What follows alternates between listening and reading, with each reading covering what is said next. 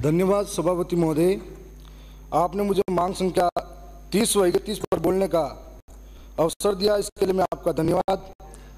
साथ ही मैं वर्तमान सरकार को भी धन्यवाद देना चाहूँगा कि जनजातीय क्षेत्रीय विकास के लिए आपने पूर्व में 500 करोड़, फिर 1000 करोड़, इस बार 1500 करोड़ की इसमें बढ़ोतरी हुई है, इसके लिए मैं धन्यवाद दूंगा।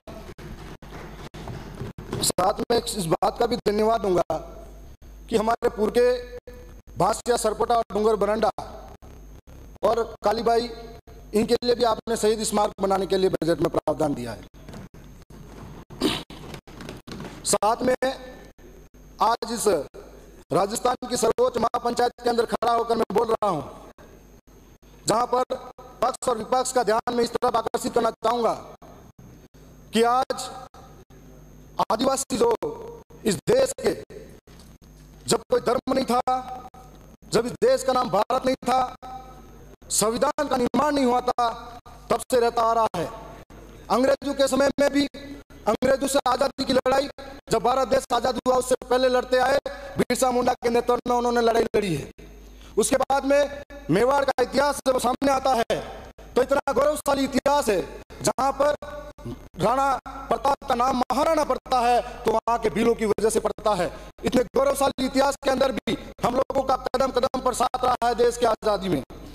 परंतु मैं कहना चाहता हूं कि सरकारें आई गई, सबने आदिवासियों को वोट बैंक के नाम पर इस्तेमाल किया, लेकिन आज आदिवासियों की वास्तविक स्थिति क्या है? क्या आदिवासी धीरे धीरे आर्थिक रूप से, सामाजिक रूप से, सांस्कृतिक और शैक्षणिक रूप से धीरे धीरे हांसे की ओर धकेल गया? करोड़ों का बजट आया, लेकिन आदिवासियों की स्थिति वैसी की वैसी है। 5 जनवरी 2011 कैलाश बना महाराष्ट्र, सुप्रीम कोर्ट का जजमेंट कहता है कि इस देश का मूल मालिक आदिवासी है, लेकिन आदिवासियों की हालत मजदूर जैसी बन गई है। आज वहां रोजगार की कोई व्यवस्था नहीं है। ऐसी व्यवस्था के अंदर उनको धीरे धीरे पलायन करना पड़ता है, 100-200 के लिए इधर उधर तरसना पड़ता है। हम ये कहना चाहेंगे कि ऐसी स्थिति से बाहर निकालने के लिए हम लोग कभी पक्ष को कभी विपक्ष को एक दूसरे के ऊपर आरोप लगाते रहते हैं, लेकिन आज इस मूलभूत सुविधाओं से जूझ रहे, आज भी आजादी के बाद में कुछ ऐसे गांव मौजूद होंगे जहां पर न तो टावर की सुविधा है, न पानी की सुविधा है, न अस्पताल होगा, लेकिन उसके बाद अनाम का अस्पताल होगा, कोई जंगल के अंदर जाने को तैयार नहीं होगा। ऐसी स्थिति से बाहर निकालने के लिए हम सबका क्या प्रयास होना चाहिए? उन आदिवासियों के आज मूलभूत सुविधा से मुख्य धारा में लाने के लिए हमारा क्या प्रयास होना चाहिए, इस ओर ध्यान आकर्षित कराना चाहूंगा। साथ में ये कहना चाहूंगा कि आदिवासियों के लिए संविधान के अंदर 5वीं अनुसूची का प्रावधान दिया गया है। मैं उससे पहले यह भी जिक्र करना चाहूंगा कि सरकार आई गई, लेकिन आदिवासियों के साथ में हमेशा धोखा हुआ, कुटाराघात इस बात का हुआ कि हमेशा विकास के नाम पर आदिवासियों को इस्तेमाल किया गया। कभी राजस्थान के अंदर नारा तो जोर से चलता है, एक पेड़ मां के नाम, तो दूसरी ओर हसदेव राजस्थान के नाम कर दिया गया। कोयले के नाम पर वहां से जंगलों को काटा गया, हजारों आदिवासी विस्थापित किए गए और आदिवासियों के वहां पर हाथियों का घर कहा जाता था। अध्यक्ष सभापति महोदय, आज वो हाथी गांवों में घूमते हैं। जो लोग उस जमीन पे रहते थे, उस जमीन का कोई वहां पर रहने वालों का आता पता नहीं था। साथ में स्टैच्यू ऑफ यूनिटी, मैं सरदार वल्लभ भाई पटेल को यहाँ से नमन करता हूँ कि वो देश के पहले वो प्रधानमंत्री रहे हुए हैं और पूरे देश को जोड़ने का काम किया, लेकिन उनके नाम पर जब स्टैच्यू ऑफ यूनिटी बना गया तो 1200 गांवों को विस्थापित होना पड़ा और उनके लिए आज कोई प्रावधान नहीं है। वो कहाँ रह रहे, किस स्थिति में रह रहे? कभी डैम बनाया गया तो डैम के नाम पर आदिवासी को विस्थापित किया गया, तो कभी खनन के नाम पर आदिवासी को वहां से विस्थापित किया गया, तो उनकी ऐसी स्थिति हुई। उस स्थिति का जिम्मेदार कौन है? सरकार यहाँ पर अंधी बहरी गूंगी होकर सुनती रहती है। आदिवासियों के नाम पर वोट बैंक लेने के लिए फोटो खिंचवा के आ जाएगी, आदिवासियों के सम्मान के नाम पर बड़ी बड़ी बातें होती है, लेकिन आज इस पीड़ा को समझेगा कौन? आज अखबारों के अंदर हम देखते हैं कि 6-6 महीने के नवजात को बेचा जाता है।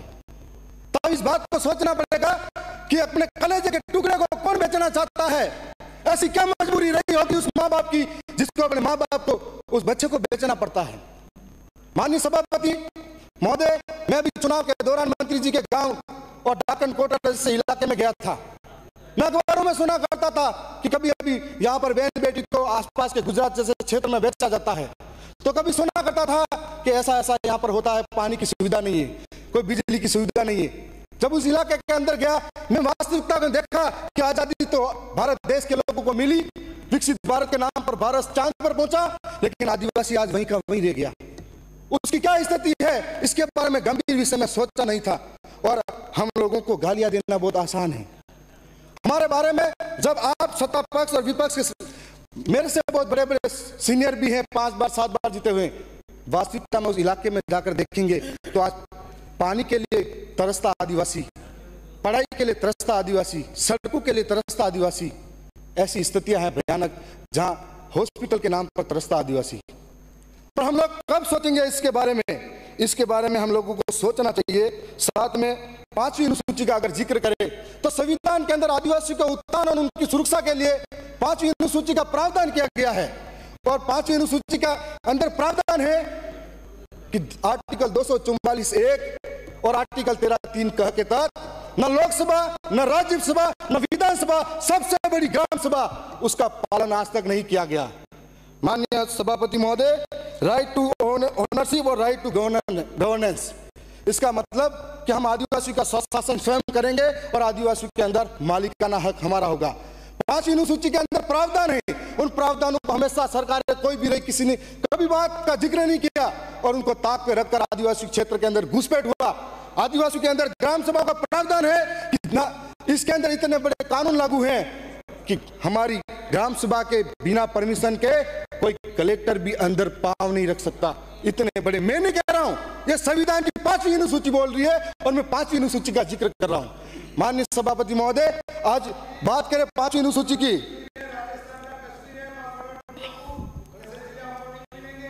माननीय सभापति महोदय, जब आपकी बारी आती है मैं चुप रहता हूं, तो मेरी बारी आए तो आप चुप रहिए। माननीय सभापति महोदय, मैं आपको बताना चाहूंगा, आर्टिकल 244 के अंदर जब हमारे देश के संविधान के अंदर इस तरह के प्रावधान हैं, हम लोग कहते हैं संविधान की रक्षा, कोई कह रहा हम करेंगे, कोई कह रहा तोड़ रहे हैं, तो 5वीं अनुसूची धरातल पर लागू क्यों नहीं हुई? माननीय सभापति महोदय, मेरी पार्टी के दूसरे सदस्य नहीं, मुझे उनका भी टाइम दिया जाए। मैं आपके सामने ये कहना चाहता हूं कि आज हमारे बांसवाड़ा के अंदर, हमारे दरियावत के अंदर कई ऐसे इलाके हैं जहां खनन के नाम पर जमीनों से आदिवासी को विस्थापित किया जा रहा है। दरियावत के अंदर भूवैज्ञानिक सर्वेक्षण के नाम पर आज आदिवासी के जमीनों से बेदखल करते, जमीन हमारी हम रहे, हमारी पुरखों की विरासत से जुड़ा हुआ है, हमारी संस्कृति, हमारी बोली भाषा परंपराओं से जुड़ा हुआ है, और उस जमीन से हमें बेदखल करना। मैं एक सवाल और पूछना चाहूंगा, एक ग्राम सभा का पावर है, एक पंचायत स्तर का पावर है, और एक हमारे इन पावर के माध्यम से एनओसी देता कौन है उन लोगों को खनन के नाम पर? अब हमको हमारी मिट्टी से उठाएगा तो हमें कैसा महसूस होगा? माननीय अध्यक्ष महोदय, मैं एक और बात का जिक्र करना चाहूंगा कि आज ही के दिन मैं यहाँ बोल रहा हूँ सदन में, और आज ही के दिन मानगढ़ धाम पर ऐतिहासिक आज महासम्मेलन हो रहा है। उस महासम्मेलन के अंदर 4 राज्यों के 10 लाख से ज्यादा लोग वहां एकत्रित हुए हैं। 13 नवंबर 1913 के अंदर वहां पर गुरु गोविंद के नेतृत्व में एक बहुत बड़ा आंदोलन हुआ। उस आंदोलन के अंदर 1500 से ज्यादा आदिवासी अंग्रेजों के सामने, अंग्रेजों के द्वारा गोलियों से चलनी कर दिए गए थे, और उनकी मांग थी कि हम आदिवासी को हमारी संस्कृति, भाषा, परंपरा, बोली, रीति रिवाज के माध्यम से हमें बांट दिया गया।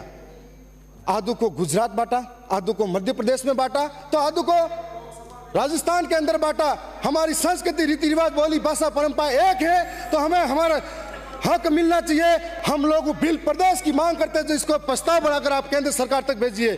माननीय अध्यक्ष महोदय, मैं बीच में नहीं बोली, आपके बीच में नहीं बोलता हूं। जब मैं बहुत जरूरी बात भी चर्चा कर रहा हूं माननीय अध्यक्ष सभापति महोदय, कि आज हजारों पुरखों की विरासत है, उसके लिए हमारी मांग है। आज इस मांग को अगर आप पूरी करते हो, मैं किसी जाति के आधार पर नहीं मांग कर रहा हूं। गुजराती के आधार पर गुजरात का नाम पड़ा, मराठी के नाम पर महाराष्ट्र बनता है, तो पंजाबी के नाम पर पंजाब बनता है, तेलुगु के आधार पर तेलंगाना बनता है, तो बिली बोली के आधार पर बिल प्रदेश भी बन सकता है। और इसके माध्यम से कहना चाहता हूं कि आपके माध्यम से कहना चाहता हूं, बिल प्रदेश की मांग आप रखे जाए। मैं साथ में आप टीएससी विभाग के कुछ प्रावधान हैं उनके बारे में भी कहना चाहूंगा कि टीएससी विभाग हमको आदिवासी अनुसूचित क्षेत्र के अंदर मिला। 2 मिनट का समय लूंगा। इसके अंदर हम लोगों की समस्या क्या है वो आदिवासी समझ सकता है, उस इलाके के अंदर हम रहते हैं, तो फिर टीएससी का अध्यक्ष दूसरा क्यों हो सकता है? टीएससी का अध्यक्ष भी आदिवासी होना चाहिए। साथ में ये कहना चाहूंगा कि टीएससी के अंदर जो प्रावधान है उसके साथ में भी कई बार। माननीय सभापति महोदय, मैं लास्ट में इतना ही कहूंगा, एक दो लाइन। जो 1931 के अंदर हमारे को धर्म कोड मिला हुआ था, पृथक आदिवासी अलग था। 1951 में हमारा धर्म कोड था, उसको खत्म किया गया। मैं लास्ट में एक लाइन से खत्म कर दूंगा। आदिवासी मेरा धर्म है, जोहार मेरा अभिवादन है, प्रकृति मेरी पूजा है, तीर कमान मेरी पहचान है, अम्बेडकर बिरसा मेरा स्वाभिमान है, बिल प्रदेश मेरा अधिकार है और इस अधिकार को हम लेके रहेंगे। जय जोहार, जय आदिवासी, जय बिल प्रदेश। रमीला खड़िया।